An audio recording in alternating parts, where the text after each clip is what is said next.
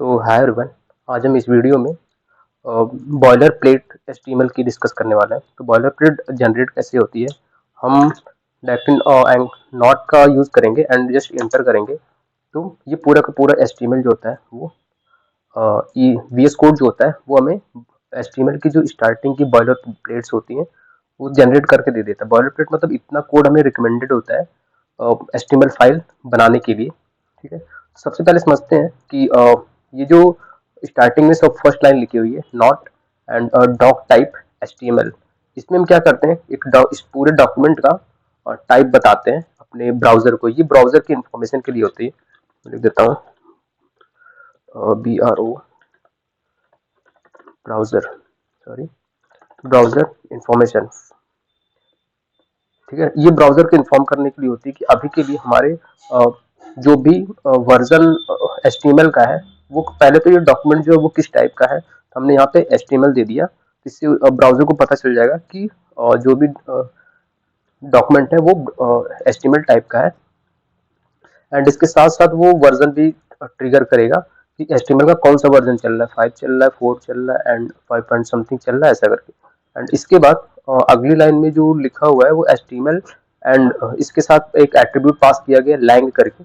तो एचटीएमएल में ये एचटीएमएल बेसिकली रूट होता है अपने इस बॉयलर प्लेट का, पूरे पूरे फाइल का रूट जो होता है वो ये एचटीएमएल होता है। और इसी के बाद इसके अंदर दो चाइल्ड होते हैं, एक हेडर होता है, दूसरा चाइल्ड होता है बॉडी। ये दोनों इस रूट एलिमेंट के चाइल्ड होते हैं, रूट एलिमेंट एचटीएमएल के चाइल्ड होते हैं। तो इसके अंदर एक और लैंग्वेज लैंग करके एट्रीब्यूट है जो ये डिफाइन करता है कि अपना जो एलिमेंट है इसके अंदर जो कंटेंट लिखा हुआ है वो किस लैंग्वेज में है। यहाँ पे EN is represented for English.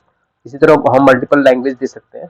And इसके अंदर बाद हमें हेडर टैग मिलता है हेड करके, जो जिसके अंदर कुछ मेटा डेटा होते हैं। मेटा डेटा बेसिकली रिक्वायर्ड होते हैं हमारे इस HTML एक्सटेंशन के लिए।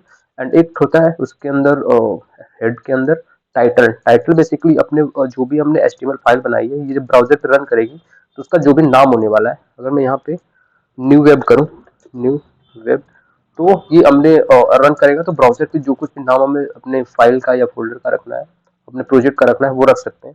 एंड इसके बाद एग्जैक्ट जो ब्राउजर पे हमें दिखता है वो पार्ट इस बॉडी के अंदर आता है। बॉडी के अंदर हम जो कुछ भी बनाएंगे वो हमें ब्राउजर पे दिखेगा। अगर मैं इसे रन करूं एंड जैसा कि मैंने वेब का नाम दिया है न्यू वेब, तो हम यहाँ पे देख सकते हैं ब्राउजर के अंदर जो भी नाम लिखा है वो न्यू वेब करके लिखा है। एंड इसके बाद जो यहाँ पे मान लेते हैं हमें एक दो टैग्स बनाने हैं, पी के साथ साथ हमें एक बनाना है डिव। हम इंटर करते हैं तो टैग्स बन गए एंड इसके अंदर कुछ भी देते हैं एंड वापस से सेम इसी तरह डिव के अंदर भी हम कुछ कोई सा भी टैग्स देते हैं एंड ब्राउजर पे चल के देखते हैं। एंड ये दोनों टैग्स के अंदर जो कुछ भी डेटा लिखा है वो रिप्रेजेंट हो रहा है, रिफ्लेक्ट हो रहा है फ्रंट एंड पे।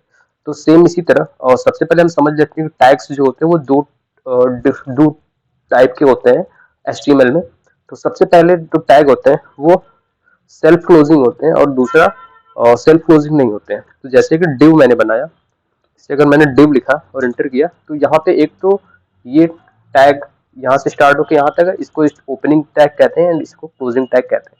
इसके बीच में जो डेटा लिखेंगे हम वो फ्रंट एंड पे दिखेगा।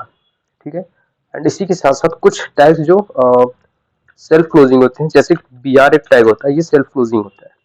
सेल्फ क्लोजिंग के लिए हमें डायरेक्टली ये वाला सिंटेक्स यूज होगा एंड ओपनिंग एंड क्लोजिंग के लिए ये वाला टैग यूज होगा। तो इस वीडियो में इतना ही, अगली वीडियो में हम फिर मिलेंगे किसी नए क्वेश्चन के साथ। Thank you.